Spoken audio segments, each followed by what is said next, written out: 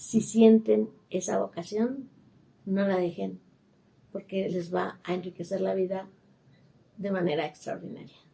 Y la vida, yo siempre he dicho, no puede ser nada más lo cotidiano, porque si no, no tendríamos alma.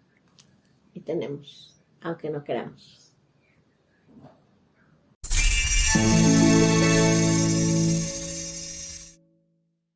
Guadalupe Ángeles es narradora y poeta. En 1998, su novela Devastación fue reconocida con una mención honorífica en el premio Juan Rulfo y en 1999 ganó el premio Rosario Castellanos. Fue directora de la revista literaria Soberbia. Ha colaborado en los diarios El Occidental, El Informador, El Financiero, La Jornada Semanal, Ágora, en las revistas electrónicas nacionales Argos y Al Margen, y en las españolas Espéculo y Babao. Ha publicado los libros de cuentos Souvenirs en 1993, Sobre objetos de madera en 1994, que tuvo su segunda edición en 2005, Suite de la duda en 1995, también las novelas Quieta en el 2001 y La elección de los fantasmas en el 2002. Los libros de poesía, Las virtudes esenciales en el 2005 y No es luz, mas enceguece en 2023. Sean bienvenidos a una emisión más de ¿Quiénes somos hoy? Hoy con la presencia y la voz de Guadalupe Ángeles en entrevista. Lupita, platícanos, ¿cómo comienzas a escribir? ¿Qué sucedió? Híjole, ok. ¿Qué sucedió en la vida de una tercera hija de un grupo de 5 hermanos? ¿Qué pasó? No, era la cuarta. Era la cuarta. ¿Qué pasó? Precisamente percibir que habrá algo importante que decir, sentir una... Bueno, ¿puedo mencionar 2 momentos?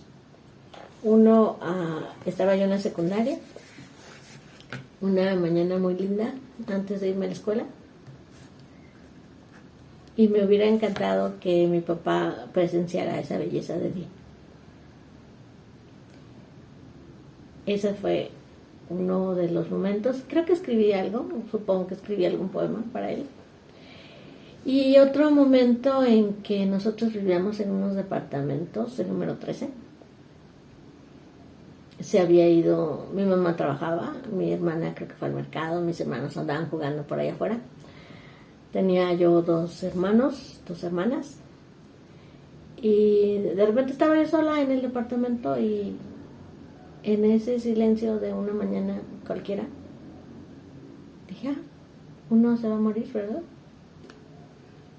Y me acuerdo que escuchaba yo acostada en mi cama una canción, Bebí en las fuentes del placer hasta llegar a comprender, de esas canciones populares, y yo soñaba la fuente. Y yo no sabía qué era el placer ni nada de eso, ¿no? Tenía, ¿qué? 9 años, 8. Entonces, a partir de esos momentos que me parece específicos, que puedes decir, necesito que algo justifique mi paso por la tierra, ¿no? Así de... No creo haberlo sentido en esos términos, pero sí era una sensación extraña, ¿no? De quizá tantas películas que llegamos a ver que se veían los aviones y en esas películas iba a lanzar una bomba o era una guerra y yo oí en esa mañana unos aviones. Yo creo que lo relacioné, ¿no? Con todas esas cosas que uno de chico está expuesto, ¿no? Como todos los hijos, todos los pequeños hermanos que se enfrentan con la vida, ¿no? ¿Qué hay en la vida? Aviones, guerras, muerte. Bueno, ¿por qué una niña se pone a pensar en eso? ¿Quién sabe?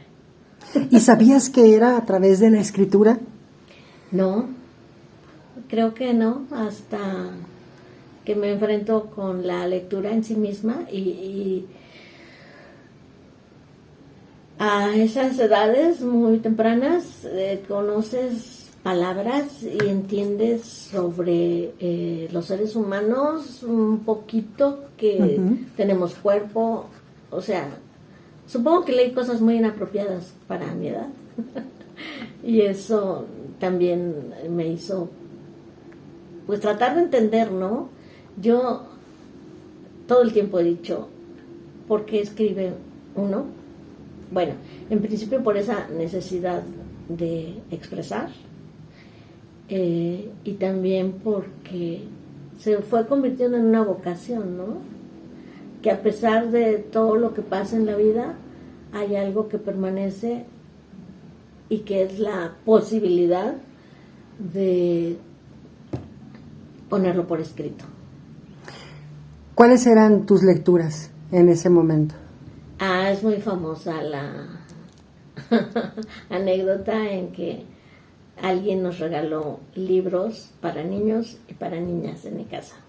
A las niñas les llaman mujercitas y a los niños hombrecitos. Luego Huckleberry Finn, o sea, no había para dónde ir sino al ejemplo de que eran 5 hermanas. Ya sabes la historia, una de ellas es escritora, obviamente la que mejor me cayó, la que se enamoraba de los novios de su hermana. Bueno, eso a mí me pasaba. Mi hermana era una chica muy guapa y siempre tenía muchos pretendientes, y pues yo era una pequeñita. Y pues, en fin. Ahí, cuando empiezas a leer y ves que tu vida la puedes escribir, creo que fue... esas eran las lecturas. Yo no empecé con la Ilíada, ni la Odisea, ni nada de eso. No, así empecé, de modo. Yo empecé a escribir hasta la secundaria. Obviamente hacía poemas de amor, al amor ideal que no estaba por ningún lado. Y ha sido, híjole, esa... yo pienso que me convencieron muy bien de que era lo máximo eso, estar enamorado. ¿Y a quién le tengo que echar la culpa? Pues a todos y a nadie, ¿no? Esos eran mis temas al principio, poemas de amor. Bueno,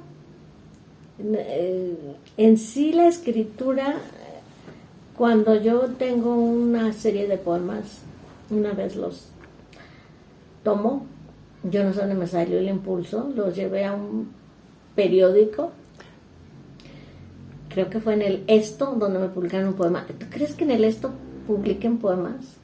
Pues así fue. O en el Ovaciones, no me acuerdo, hace 1000 años.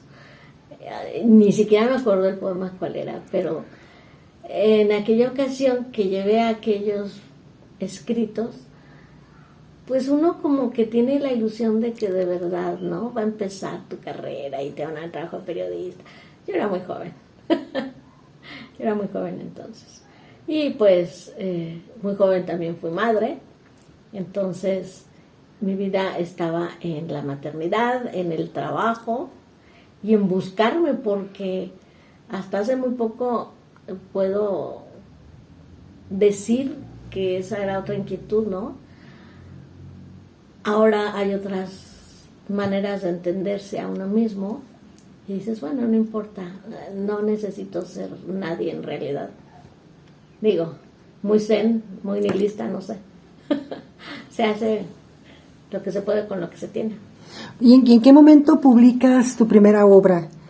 Bueno, ya como escritora seria, con los 2 pies sobre la tierra,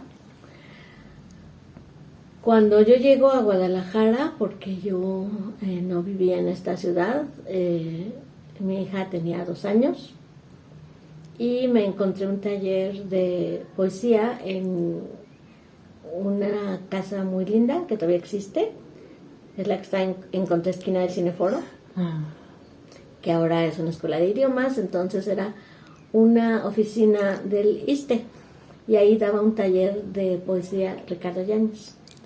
No recuerdo cómo es que llegué ahí, pero llegué ahí y lo que yo había escrito empezó a ser cuestionado, porque soy muy cursi, no lo niego, y se trataba de hacer una poesía distinta, no sé, con muchos compañeros. Ahí conocí a Víctor Manuel Pasarín, con quien después me casé y de quien después me divorcié, pero con él estábamos una vez que pasó la enseñanza con Ricardo, que él nos enseñó a publicar, él nos invitó a El Occidental, hacíamos unos ejercicios que se llamaban biografitis. De hecho, Ramiro Aguirre, que también ya no está, compañero de ese taller, publicó un librito que se llamaba Biografitis, en el que hacíamos semblanzas de personajes de la historia del arte que nos interesaran. Eran brevísimos y los llevamos al Occidental y nos los publicaban. Yo me acuerdo que compañeros del taller me los corregían y yo pues era una alumna. Creo que nunca he dejado de serlo, aunque sea escuchando una conferencia en YouTube ahora, yo sigo siendo una alumna y me encanta, ¿no? Que me sorprendan, porque incluso ahora escucho conferencias y logro sorprenderme, ¿no? Eso me hace ser una alumna eterna y me gusta eso, ¿no? No has perdido la capacidad de asombrarte. Afortunadamente, aunque ya ves, el estado de ánimo a veces uno dice, no, ya, que me lleve, pero no me ha llevado afortunadamente. Y bueno, te contaba, con Víctor participábamos en la sección cultural de El Financiero, que era dirigido por Francisco Arbizu, no sé dónde ande Francisco, bueno, todavía pasea a su perro por las calles de la ciudad. El Financiero se terminó eso, pero yo me acuerdo que en una mesa como esta nos sentábamos, así como estamos tú y yo, cada quien con su máquina de escribir, y íbamos a hacer los artículos que se iban a publicar ahí. Y yo hacía unos experimentos, cuentos breves, reseñas. De hecho, lo que ahora se llamará deconstrucción, que, por ejemplo, un poema de Elsa Cross, en el que yo tomé el epígrafe o tomé el texto completo, no me acuerdo. Ellos que iban de dos en dos por los caminos. Y obviamente yo veía una pareja, ¿no? Y ya cuando algún día conversamos, ella y yo, me dice, es que eran aquellos monjes que iban de dos en dos por los caminos. Dije, bueno, bien. Cosas así. Recuerdo que reseñé alguna novela de Carlos Fuentes. Muchas cosas que hicimos gracias a la hospitalidad de Francisco, que ahí nos tuvo. Y éramos tan felices de que nos pagaran por nuestras colaboraciones, ¿no? El sueño de todo escritor. Claro. Ahora ya hemos vuelto a que el pago es en el ego. Pero bueno. ¿Y cómo llega ese libro?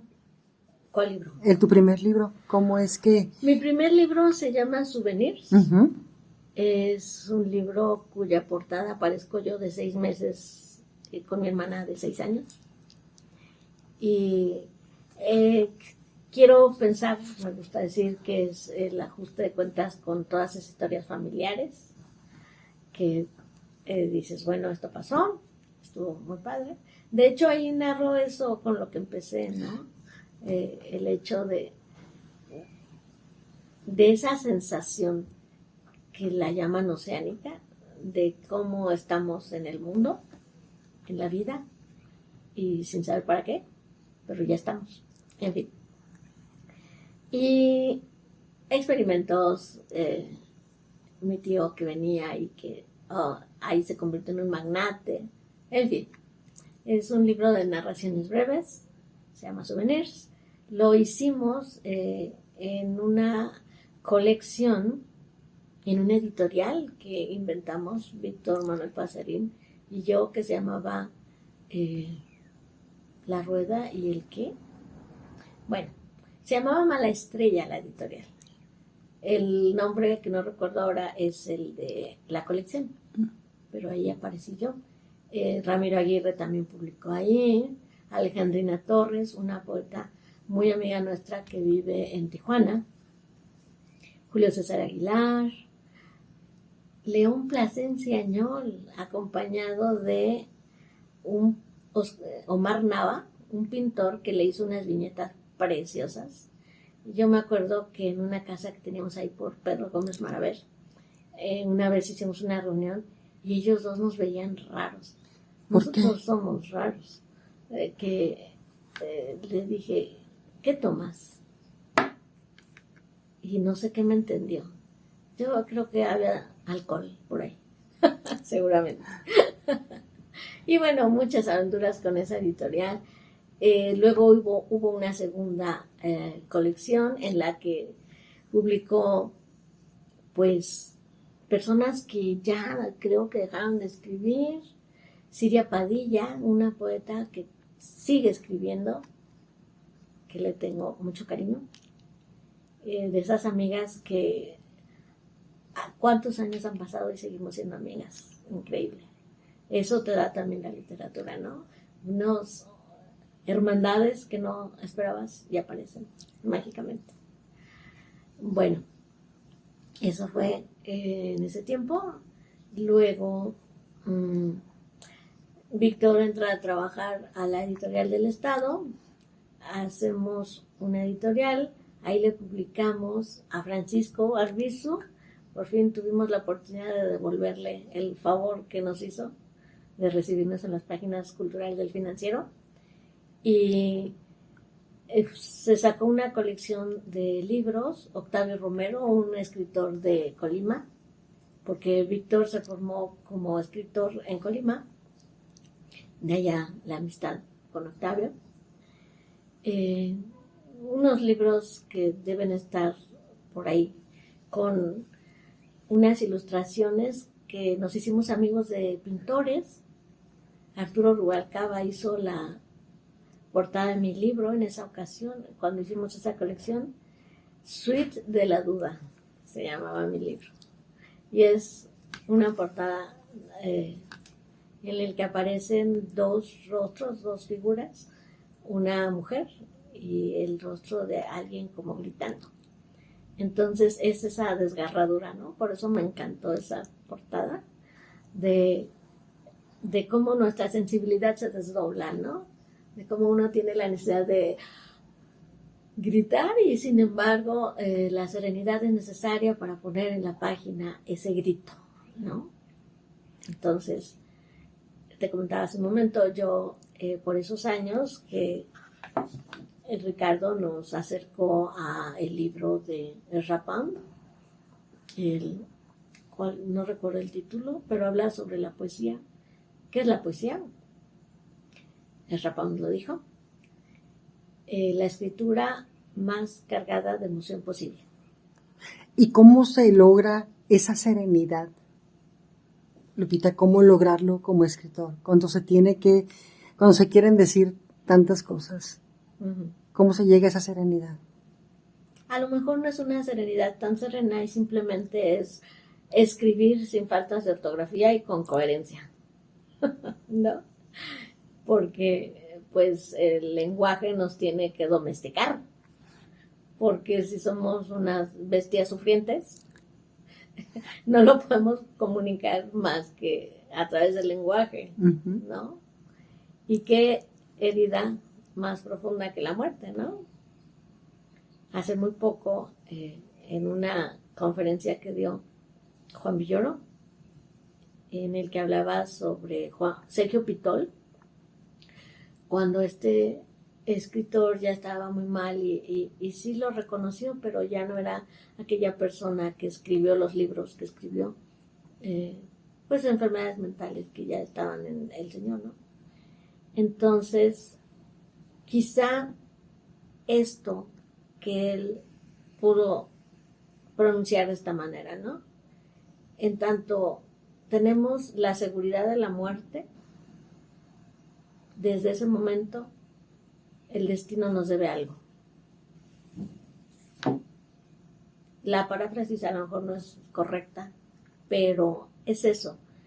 Yo pasé una temporada de mi vida en que estaba, pues no digamos enojada, sino considerando que, ok, tengo esto, esto y esto, en cuanto a vivencias personales, ¿no? Que como siempre la búsqueda de la pareja, etcétera, ¿no? Tú dices, bueno, ¿qué me queda? ¿Qué tengo? ¿Qué hay? Ah, pues esto es lo que me ha dejado. Y yo me preguntaba, ¿quién me ha dejado qué? Bueno, esto, ¿quién me tiene que dejar qué? Pues esa frase me pareció reveladora, ¿no? El destino, la vida. ¿Quién creo yo que me vea la vida? Que a lo mejor no debería, ¿no? Pero esa sensación extraña y bueno, ahora la puedo entender, lo puedo decir de ese modo, lo puedo manejar, dice, ¿no? Si lo puedes nombrar, lo puedes manejar. Entonces, la serenidad es la palabra coherente para comunicar. Aunque claro, hay momentos en que es imposible, ¿no? Claro. Hablemos de una muerte de una persona querida. Dices, a ver, no puedo. Y bueno, siempre las aguas se calman. ¿Qué ha cambiado?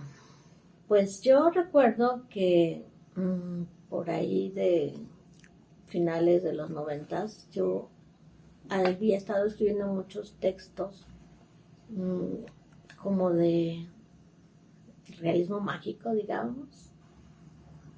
Y me detuve, ¿no? Y dije, ¿quiero seguir haciendo eso? ¿O es lo único que puedo hacer? Porque a veces uno hace lo que puede, ¿no?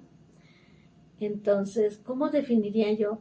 Pues he sido muy afortunada porque después que hicimos esa editorial y publicamos pues eran plaquettes, eran libritos, te lo hubiera traído para que lo viéramos.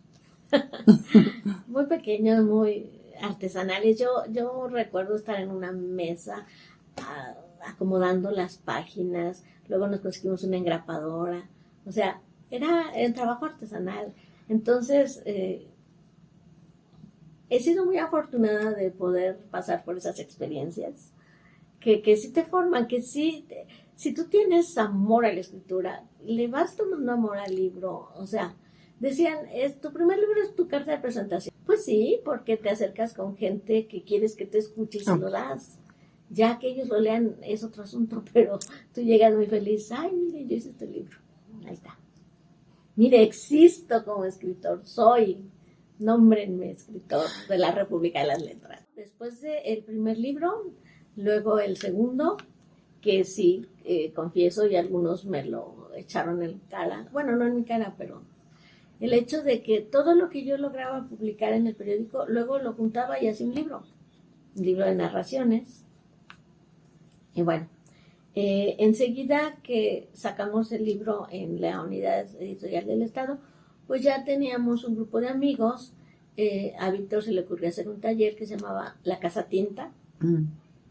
Y ahí empecé a escribir la novela de una manera muy romántica, porque el título viene de la primera página del libro El amante de Marguerite Duras, que ella ha sido como esta escritora con un estilo que yo quería tener. Muy conciso, claro, pero a la vez muy punzante, digamos así, profundo, que habla de cosas muy importantes, ¿no? En esa primera página ella narra que recibió la llamada de su amante chino cuando ella ya era muy mayor. Había pasado toda la vida entre que ellos se encontraron. Y ella recordando cuando lo conoció, que era muy joven, y cómo de repente su rostro se convirtió en un rostro devastado. Eso dice ella. Entonces ahí viene el título de mi novela, que es la narración de una persona que está en una casa y está recordando una historia de amor que vivió, que se terminó. En el primer capítulo, después de ya haberla terminado en este taller, en el que recuerdo que alguna amiga me dijo, ok, este personaje está hablando, este personaje nos dice lo que siente, nos cuenta sus recuerdos, pero yo no la veo, no tiene un cuerpo. La única manera que conseguí de que mi personaje tuviera cuerpo fue que rompiera el espejo y se sangrara la mano derecha, se fuera a su cama, se vendara esa mano. Y bueno, agradezco a quien me dijo que necesitaba un cuerpo. Y luego otro amigo me habla de que cuando va por el jardín y se le atora el cabello en el árbol, a veces me pasa eso en el patio de mi casa, a ver, árbol, espérate tantito, ¿no? Entonces, sí, tiene una continuidad. Hicimos la editorial, hicimos los libros, hicimos el taller, y del taller salió la novela. La novela yo la había mandado en 1998 a Premio Primera Novela Juan Rulfo, no recuerdo en qué estado de la República, y ahí ganó mención honorífica.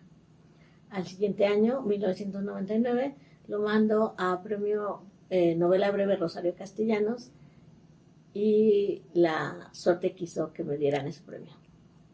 Entonces, pues imagínate. ¿Qué significa para ti?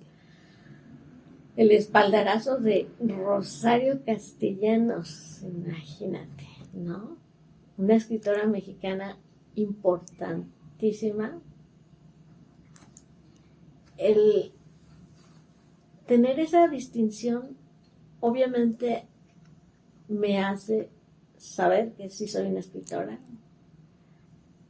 Actualmente te diré que el reconocimiento no importa, pero claro que importa.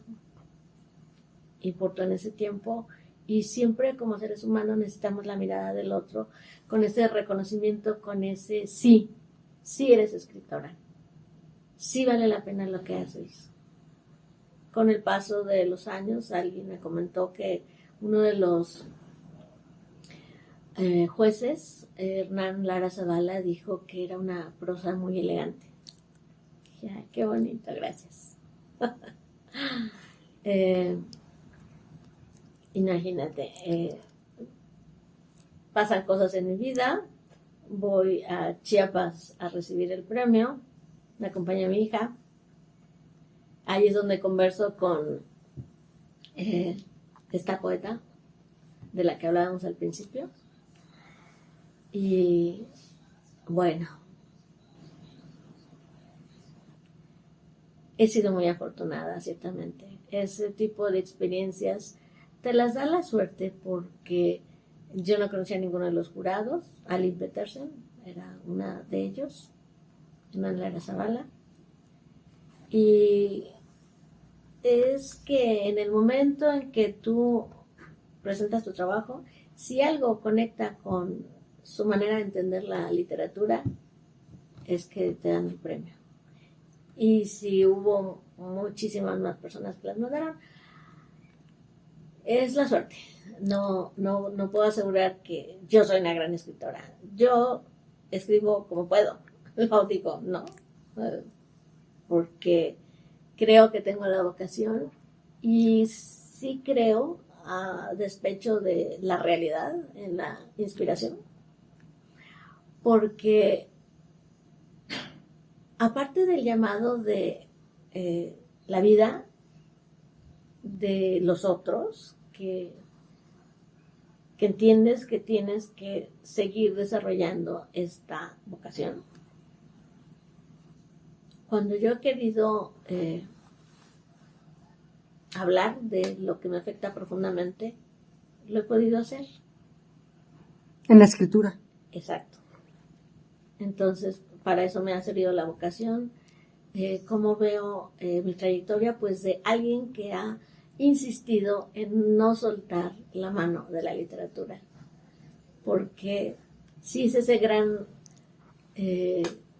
milagro que te lleva a cierta trascendencia, que es nuestra ambición como seres humanos. Queremos tocar a los otros, no solo con las manos. Queremos sentir que podemos ser sensibles y tocar su sensibilidad, y que recordemos todos juntos en la lectura que somos seres humanos, y aunque hablemos de debilidades, de nuestras vulnerabilidades, de nuestros deseos insatisfechos, de sueños, imaginar mundos que no existen. En eso está nuestra humanidad, ¿no? Y creo que a eso, si le he rendido culto a algo, es a eso, ¿no? Al hecho de ser capaz. A veces me lo dijo esta poeta: no pasa nada si pasa mucho tiempo y no escribes, tú sigues siendo una escritora. Y bueno, hay que tener paciencia con eso también. Mira, es necesario no creer ciegamente en el hecho romántico de la inspiración. Porque si piensas que te va a visitar, pues ya muchísima gente ha dicho que no es así. Es un juego que tiene que ver también con el entorno, ¿no? Si tú te alimentas de lo que han dicho sus escritores, su manera de entender la vida, la escritura, si tú tienes esa voluntad, es posible que logres armarte un plan y puedas diseñar una novela. Yo, las novelas que he escrito han sido muy sencillas. La primera tenía un personaje, la segunda tenía dos. La tercera resulta que no es novela, sino una serie de cuentos largos. Entonces, sí, se supone que tienes que armar un plan. En la medida que tú seas capaz de hacerlo, lo haces. La famosa escaleta para hacer una película. El diseño. Yo empecé y yo sigo siendo muy elemental de hablar en términos matemáticos, ¿no? 10 capítulos, uno por mes. A los 10 meses, si empiezo en octubre, si empiezo en enero, acabo en octubre, en noviembre y diciembre la reviso. No, mi novela la terminé en septiembre. Porque es fantástico que de verdad el personaje me dijo: ya, déjame en paz. Sí, quien ha pasado por ahí lo sabe. Y o lo sometes o te dejas someter. ¿Qué es lo que le hace mejor a la literatura? No sabemos. Si había un comentario en un libro: trataba a su cuerpo como a su empleado. Imagina que tu personaje te diga: ya, ¿le vas a hacer caso? ¿Qué cosa va a salir de ahí? Siempre está uno en la cuerda floja, ¿no? Entre, ándale, otros golpecillos más. No, ya, suéltame. Sufría mucho esta pobre mujer. Entonces, el final es espléndido. Yo los invito a que lean ese libro. Está en la red. Me sacaron una segunda edición a los 10 años en Secretaría de Cultura, que se hizo una coedición. Entonces, dime si no he sido yo afortunada. He sido muy afortunada en tener ese libro, en que mi tercer libro, el primero fue Souvenirs, el segundo fue Suite de la Duda, el tercero fue sobre objetos de madera. Le pedí que me hiciera la cuarta de forros, porque se publicó ese libro en la colección Tierra Adentro, en 1994, me parece. Y como yo había tenido la fortuna de encontrarme en los pasillos de la Feria del Libro a Gustavo Sáenz, y resultó ser una persona encantadora y muy abierto a escuchar a quienes, como nosotros jóvenes, nos acercábamos y le decíamos: maestro, maestro, emocionados como uno cuando es joven y dice: ay, este hombre sabe lo que me pasa, qué me pasa la vocación de escritora, ¿no? Esta vocación que tampoco a él lo dejó en paz nunca, que hacía experimentos increíbles. Y bueno, un gran escritor, yo puedo decir, de Gustavo Sáenz, que no hayan dicho ya otros, ¿no? Que para mí fue una persona entrañable, me permitió que le pidiera mi cuarta de forros y me la mandó en un fax, que aquel entonces no había correo electrónico, bueno, empezaba, y me mandó un fax con esa cuarta de forros, que él leyó mi libro e hizo eso, ¿no? Pues dime si no he sido afortunada de encontrar con esas personas maravillosas. Entonces, pues ese es un libro que yo quiero muchísimo, ¿cómo no? Aparte, en 1994, Víctor y yo pedimos la beca para jóvenes escritores, que en aquel entonces la daba el Consejo Estatal para la Cultura y las Artes. Y yo en mi justificación dije, ok, como dijo Monterroso, ya todo está dicho, pero ahora yo lo voy a decir con mis palabras. Con toda la tradición de la lengua española, ¿qué puedo decir yo? Pues vamos a ver, ¿no? Escúchenme a ver qué digo. Bueno, me fue proporcionada esa beca gracias al padrinazgo, digo la palabrota, de Gustavo Sáenz y de Ricardo Garibay. Que yo me conseguí su teléfono, no me acuerdo en dónde, y una tarde gloriosa estaba en mi casa y sonó el teléfono y era él. Ricardo Garibay. Ajá, porque yo le había pedido que nos apoyara, bueno, a los dos, Sí. que nos hiciera un escrito para presentarlo junto con nuestro proyecto. Y dime, si tienes esos nombres apoyándote, en el SECA te iban a decir que no, pues claro que no. No importara lo que hiciéramos nosotros, si ellos creían en nosotros. Fíjate, claro que gracias, sí, tuvimos la beca ese año. Una de las alegrías de mi vida, de que yo desde chiquita lo veía en la tele, es que este hombre, cómo habla, lo que piensa, lo que escribe. Yo recuerdo haber leído Beber un cáliz cuando iba en el camión a la secundaria y se me salían las lágrimas. Entonces, es alguien que tiene ese poderío con la escritura. Y un libro que, por favor, todo el mundo tiene que leer, Fiera Infancia, por favor. Ahí nos cuenta cómo mataba ratas en su infancia. Otro hombre atormentado, dividido entre el amor a Dios y a la vida y sus malas costumbres. O sea, por favor, sí. Cuando yo iba a ir a conocerlo, se le ocurrió morirse. Nuestro contacto siempre fue por teléfono, pero bueno, yo creo que eso es una de las cosas que le tengo que agradecer a la vida, así, de plano, ¿no? Y obviamente cuando lo estoy leyendo es como si escuchara su voz. Entonces, pues bueno. Has escrito tu nombre en la historia de la literatura en Jalisco y en México, Guadalupe. O sea, realmente. O sea, ya estás en la historia, eres parte de la historia, de la literatura.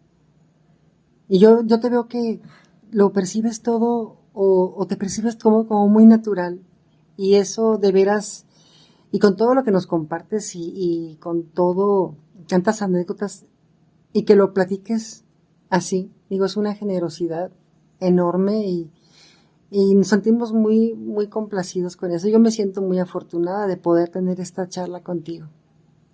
Pues mira, eso que acabas de decir, cuando presenté una novela que se llama Quieta, lo dijo el escritor que me presentó. Hemos estado escribiendo la historia de la literatura mexicana. ¿Sí? Él era alguien que ya se murió también. Se apellida Larios. Escribió una novela sobre Beethoven. Perdónenme que no me acuerdo el nombre. Me van a matar. Ahora me voy a acordar. Y a mi lado también estaba Ramiro Aguirre, compañero del taller de Ricardo Yáñez. Entonces, ¿cómo no voy a considerar que es algo natural si la vida se acabó para estos tan queridos. Yo creo que esto de que tú dices que lo digo de ese modo es por la edad que tengo, que también es una fortuna llegar a esta edad. Otra cosa que agradezco, y cuando este amigo dijo eso, dije, pues sí, ¿no? Todos, por más malos que seamos, hacemos la historia. Y finalmente, en este fin de mundo, como dicen, ser bueno, ser malo, yo creo que no sé si mal o buen consejo que les di a unos chicos hace poco, que tuvieron la generosidad de invitarme a un lugar que se llama Ortográfica. Nos reunimos en una mesa, nos leímos, platicamos, y yo les dije, recordando mis tiempos del taller, no dejes que te digan que eres malo. Si te dicen que eres malo, diles, soy diferente. Claro, tienes que leer los grandes poemas de la literatura universal. Tienes que leer en voz alta los poemas que han escrito los grandes poetas en lengua española. Claro que sí. Porque algo se te va a pegar. El ritmo, si tú lees en voz alta este poema, cualquiera, grandioso que tú quieras, algo va a quedar en ti, ¿no? Porque sí, por ósmosis se pega el ritmo. Nosotros, si tenemos la vocación de todas partes de ver las nubes, se te impregna esa vida que vas a poner en la página, ¿no? Yo tengo un blog que casi no lo alimento, que se llama Rostro de Agua. Este texto, que se titula así, lo publiqué en El Informador, porque es otra cosa que ha sido un regalo para mí haber publicado tantos años con tantas personas tan generosas que me permitieron estar ahí. Don José Luis Mesa Inda, don Luis Sandoval Godoy, que tampoco están ya con nosotros, pero que fueron esas personas mayores generosas, que yo recuerdo que le dije a don José Luis Mesa, maestro, pues yo creo que voy a tener que inventarme un seudónimo, porque pues yo quiero publicar cada domingo. ¿Y por qué se tiene que poner un seudónimo? Voy a publicar con su nombre y ya. Y pues imagínense, yo ahí inventando cosas para publicar, haciendo entrevistas a tanta gente que se ha cruzado en mi vida. Obviamente le hice una larguísima que se tuvo que partir en 3 partes a Gustavo Sainz, con unos dibujos preciosos que no sé dónde los sacaba don José Luis, que también era un amante de las artes plásticas, en ese grandioso suplemento cultural, El Tapatío, que ya no existe. Pero bueno, los tiempos cambian, las personas mueren, los que se quedan hacen lo que creen más conveniente para el negocio familiar, que era El Informador, claro. Entonces, me quedé muy poco tiempo después, porque es natural que llevan a personas que crean que tienen que hacer el trabajo que nosotros hacíamos. Y desapareció, ¿no? El suplemento. Pero bueno, no desaparecimos nosotros. Afortunadamente, todavía estamos aquí y somos capaces de publicar en red todavía. Es, para mí, también motivo de alegría que tú me permitas contar todo esto, que me pidas que yo hable, que ya ves que me encanta, se me nota. Souvenir sobre objetos de madera, soy de la duda. Hasta ese momento todos mis libros empezaban con ese, ¿verdad? ¿Qué más da? Lo que pasa es que el primer título, yo era tipógrafa en una empresa en la que hacían, la tipografía se utilizaba antes. Ahora ya existen las computadoras, tú haces tus diseños, pero antes las letras las mandaban a hacer a las tipografías. Y había un tipo que se llama Souvenir, de ahí viene. Y como son los recuerdos, pues bueno. Claro. Ok. Devastación, bueno, ¿qué te puedo yo decir que visitar Chiapas? O sea, por Dios. Ahí todavía tengo amigos, todavía me reciben con cariño y digo, si te da eso la literatura, si tú te has aferrado a esa vocación toda tu vida, es por algo, porque te enriquece de verdad. Y si a veces tienes un estado de ánimo que dices, ay, ya, que me lleven, pues no, esta oportunidad de platicar contigo, que te agradezco tanto, te permite echar la vista atrás y decir, no me quiero ir, todavía tengo que arreglar algunos libros, tengo que acomodar esos poemas. Otra persona a quien yo le debo muchísimo también es a Ángel Carlos Sánchez, un amigo poeta de Guerrero, que tuvo la paciencia y la generosidad de cuando yo le llevé unos 3 kilos de poemas, le dije, ¿crees que podamos sacar algo de aquí? Él se dio la tarea y es que se publica mi primer libro de poesía, que yo entré con Ricardo y yo hacía poesía y no había tenido un libro de poesía hasta el año 2023. Qué raro, ¿verdad? Sí.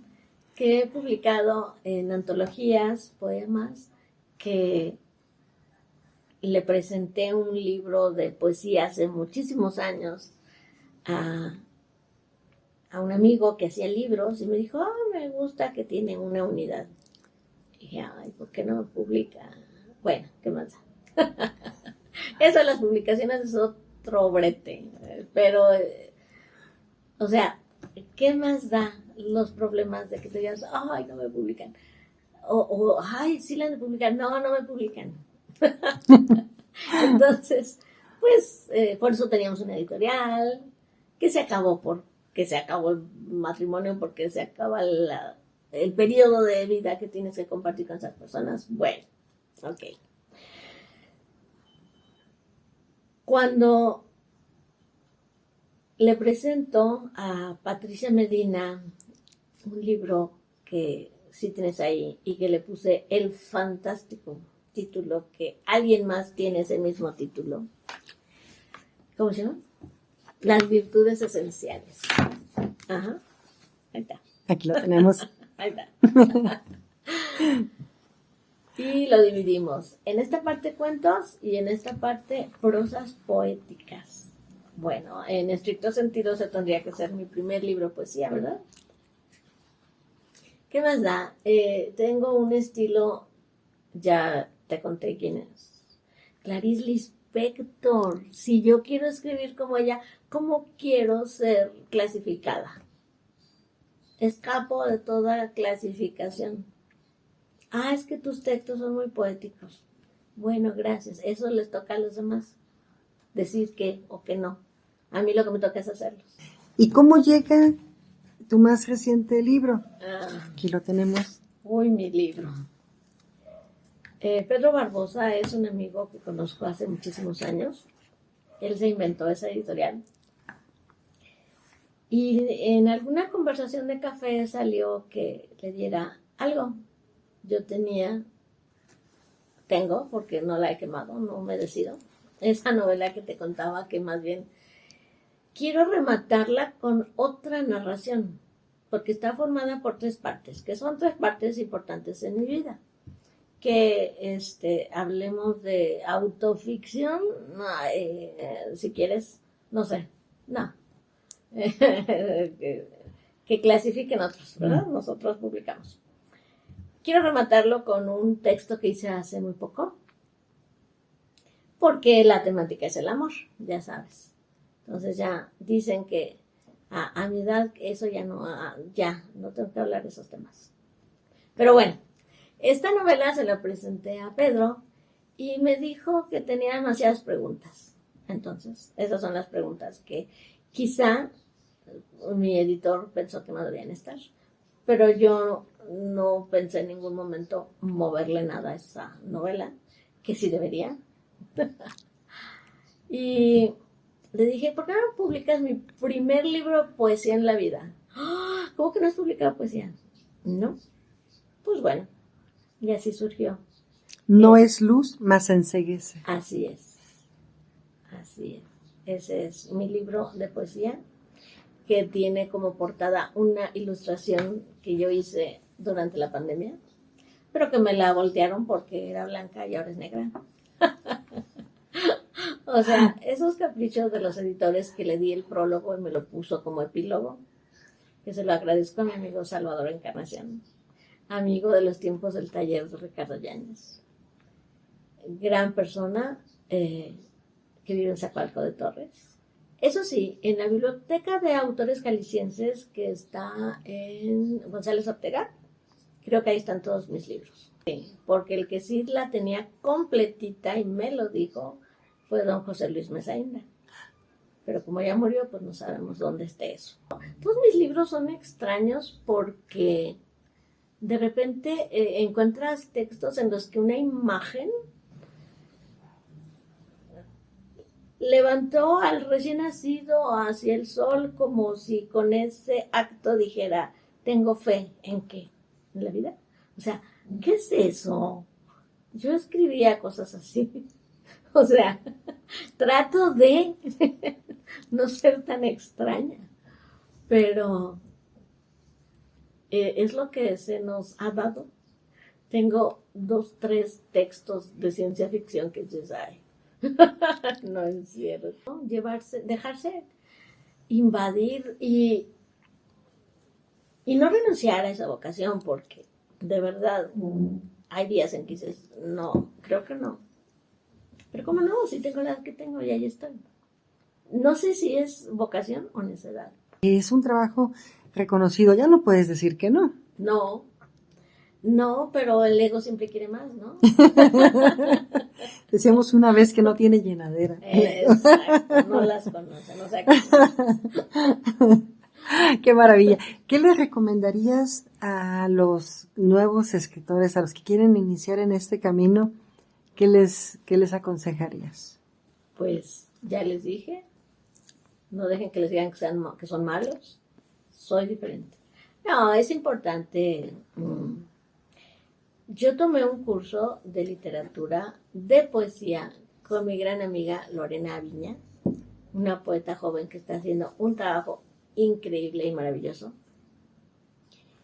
Ella estudió letras, ella sabe muchísimo y aprendí muchísimo. Les diría eso, busquen a sus pares, estén abiertos a aprender, y aunque no sepan contar sílabas y no sepan cómo se llama ese verso, o no conozcan a ese autor que en esos cursos van a conocer, aunque no sepan quién es Clarice Lispector, ni en qué idioma escribió, ni si estoy diciendo correctamente su nombre, si sienten esa vocación, no la dejen, porque les va a enriquecer la vida de manera extraordinaria. Y la vida, yo siempre he dicho, no puede ser nada más lo cotidiano, porque si no, no tendríamos alma. Y tenemos, aunque no queramos. Gracias.